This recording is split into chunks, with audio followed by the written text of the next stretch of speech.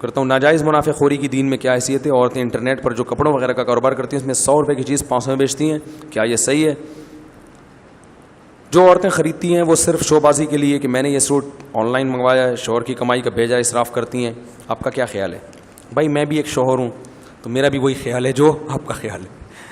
بھائی اگر خواتین منگوا رہی ہیں اور شوہر کو اعتراض نہیں ہے تو منگوانے دو, ٹھیک ہے نا.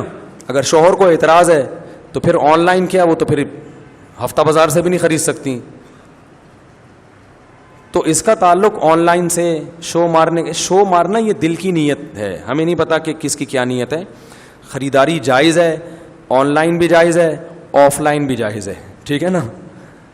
ہاں جس کے پیسوں سے خریدنے اس کی طرف سے اجازت ہے تو ٹھیک ہے, اجازت نہیں ہے تو غلط ہے. لیکن ایک بات ضرور ہے کہ کپڑوں کے انبار جمع کر لینا یہ پسندیدہ نہیں ہے. اللہ کو مال جمع کرنے والے پسند نہیں ہیں.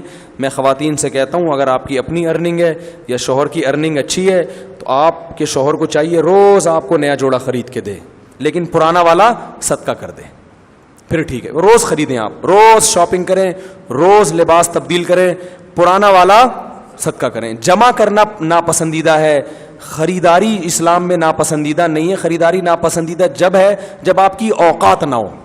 اپنی اوقات سے زیادہ خریدیں گے تو وہ اسراف میں آئے گا.